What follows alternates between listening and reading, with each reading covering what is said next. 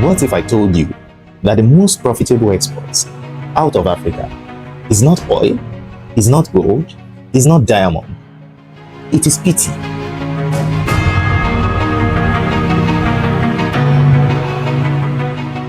Let me paint this picture for you.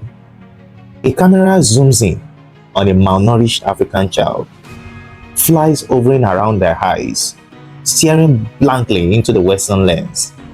A somber voiceover drops the punchline: for just $19 a month, you can save a life.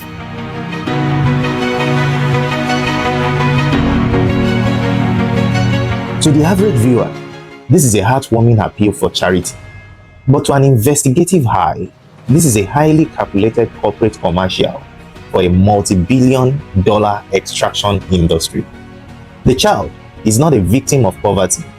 They are just a piece of high-yielding marketing inventory. This is the cold, calculated reality of how foreign non-governmental organizations, NGOs, turned Africa's misery into a bottomless corporate cash cow.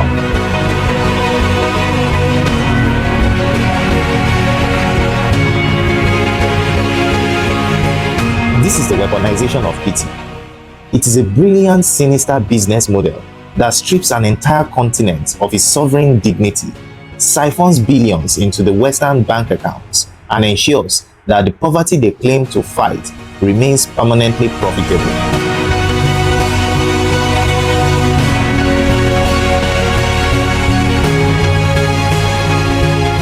Because in the aid industry, if you actually solve the problem, you destroy your own revenue stream.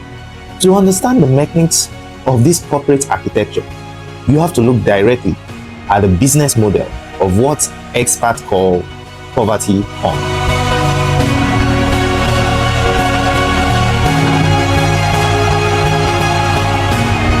International NGOs operate on a basic corporate principle.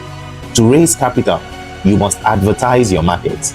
So for these organizations, the market is human misery, and the product is Western validation. By continuously broadcasting highly undignifying, carefully selected images of helpless, passive Africans, these agencies create an artificial paternalistic narrative. They convince Western donors that Africa is an intellectual and economic void, completely incapable of survival without the intervention of a white savior. The financial data exposes the true destination of these charitable billions. Large international NGOs function exactly like multinational corporations, featuring massive administrative overheads, bloated executive salaries, and luxury offices in Geneva, London, or even Washington, D.C. Studies tracking the flow of global aid reveal a devastating reality. An incredibly low percentage of every dollar donated actually reaches the local communities on ground. The vast majority of the capital is swallowed by expatriate salaries, expensive foreign consultants, administrative logistics, and massive marketing budgets designed to generate even more traumatic media content. This is where the structural decay becomes undeniable.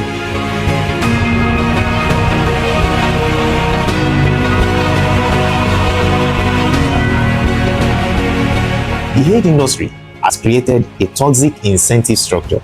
If an NGO completely solves a local problem, if they build a permanent sovereign water grid or establish a self-sustaining agricultural network, they effectively destroy their own business model. They eliminate the very suffering that justifies their multi-million-dollar grants. Therefore, the system is engineered to fund dependency, not self-sufficiency. They drill a single borehole, take promotional photographs with the local population for their next fundraising campaign, and leave without establishing a maintenance framework.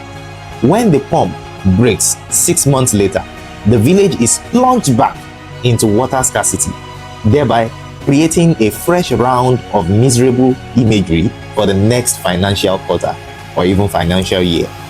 The most insidious part of this case study is the active compliance of the local enablers.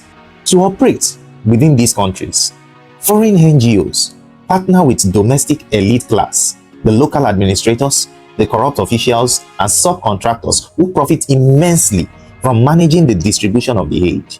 These local actors willingly trade their nation's dignity for access to foreign funding. They permit international cameras to film their citizens in the most degrading conditions, signing off on projects that reduce their own people to a mere prop in a corporate theater of pity.